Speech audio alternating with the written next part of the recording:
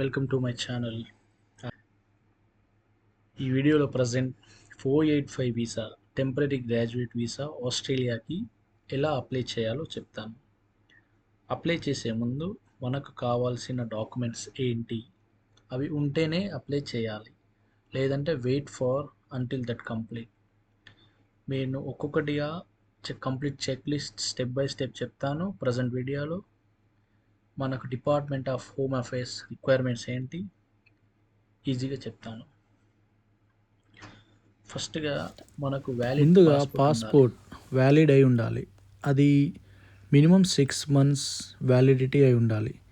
In case అది expire అవుతుంది 1 monthలో కానీ లేదా 2 monthsలో కానీ ఎక్స్పైరీ అవుతే మాత్రం మీరు దాన్ని రెన్యువల్ చేపియండి. ప్లస్ ఈ యొక్క పాస్పోర్ట్ ఫుల్ పేజ్ స్కాన్ చేసుకోండి. Full passport and first paper and last paper information details అవి స్కాన్ చేసి సపరేట్ ఫైల్స్లో పీడిఎఫ్లో సేవ్ చేసుకోండి. ఆ తర్వాత కోర్స్ కంప్లీషన్ లెటర్ కాలేజ్కి అప్లై చేస్తే వాళ్ళు ప్రొవైడ్ చేస్తారు. Course completion letter at the same times academic transcripts, marks memo. మనం ఎప్పుడైతే కాలేజ్కి అప్లై చేస్తామో వాళ్ళు మనకి సబ్మిట్ చేస్తారు. ఇవి రెండు నోట్ చేసుకోండి. అప్పుడప్పుడు మన అకాడమిక్ ట్రాన్స్క్రిప్ట్స్ లేట్ అవ్వచ్చు, బట్ మ్యాక్సిమం 2 to 3 daysలో వస్తుంది మెయిల్లో. ఇన్ కేస్ మీరు పోస్ట్లో పెట్టుకుంటే తెలిసిందే కదా, 3-4 days 1 week పట్టొచ్చు. Next, English language test score. మీరు IELTS ఆర్ PT ఏదైనా తీసుకోవచ్చండి. దీంట్లో మినిమం స్కోర్ మన డిపార్ట్మెంట్ ఆఫ్ హోమ్ అఫైర్స్కి మినిమం స్కోర్ ఉంటేనే మనం ఫర్దర్గా ప్రాసెస్ చేస్తాము. లేదంటే మళ్ళీ టెస్ట్ తీసుకోండి. మినిమం స్కోర్ ఉండాలి.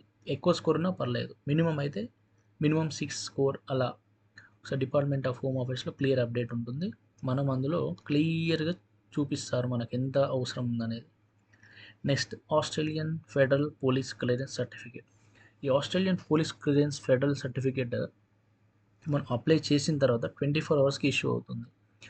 బట్ ఇది అప్లై చేసిన తర్వాత మీకు రిసిప్ట్ వస్తుంది, బట్ 5 to 10 minutes లేట్ కావచ్చు. వర్రీ కావద్దు. వర్రీ అయ్యేసి వాళ్ళకి కాల్ చేయకూడదు. 100% వస్తుంది. ఒక 5-10 minutes పడుతుంది రిసిప్ట్ రావడానికి. బట్ 24 hours వాళ్ళు AFP పోలీస్ క్లియరెన్స్ చెక్ మన మెయిల్కి డైరెక్ట్గా పంపిస్తారు. Next, health insurance, overseas health insurance cover. ఇది మనం ఏ డిపార్ట్మెంట్ తీసుకున్నాం సంబంధం లేదు. భూపా, మెడిబ్యాంక్, ఎనీ కంపెనీ నుంచి అయినా తీసుకోవచ్చు, బట్ అది యాక్టివేట్లో ఉండాలి. నెక్స్ట్, ఇంకా మనకు కావాల్సింది ఆధార్ కార్డ్, అడిషనల్గా ఆస్ట్రేలియన్ డ్రైవర్ లైసెన్స్. మీకు ఎన్ని అడిషనల్ డాక్యుమెంట్స్ ఉంటే అన్ని additional documents. Next, medical examination మనం అడ్వాన్స్గా తీసుకోవచ్చు, లేదా ఫర్దర్గా తర్వాత అంటే అప్లై చేసిన తర్వాత కూడా చేసుకోవచ్చు. మెడికల్ అడ్వాన్స్గా చేసుకుంటే ఏంటంటే అప్లికేషన్ ఆటో గ్రాంట్ అయ్యే ఛాన్సెస్ ఎక్కువగా ఉంటాయి.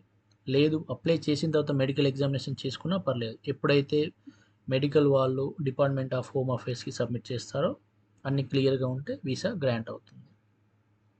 ఫోటో అండ్ ఐడెంటిటీ డాక్యుమెంట్స్లో మనకు కావాల్సింది ఏంటి? Passport first, Indian Aadhaar card లేదా PAN card, Australian driver licence, ఏదైనా valid documents. But be careful అండి. ప్రతి ఒక్క డాక్యుమెంట్ మీరు 100% స్కాన్ చేసి ఉండాలి, క్లియర్గా ఉండాలి, బ్లర్రీగా ఉండకూడదు. ఇన్ కేస్ మీ స్పౌస్ లేదా మీ చిల్డ్రన్స్ని సేమ్ డాక్యుమెంట్లో యాడ్ చేయాలంటే మాత్రం 485 వీసాలో చేయొచ్చు. బట్ ఇన్ కేస్ మీ వైఫ్ ఓవర్సీస్లో ఉండి మీరు ఇక్కడ ఉంటే మాత్రం మీరు ఒక్కరే యాడ్ చేయాలి. మీరు ఒక్కరే పర్సన్ 485 అప్లికేషన్ వేయాలి. తర్వాత నెక్స్ట్, టెంపరరీ సబ్సీక్వెంట్ ఎంట్రెంట్ అని ఉంటుంది.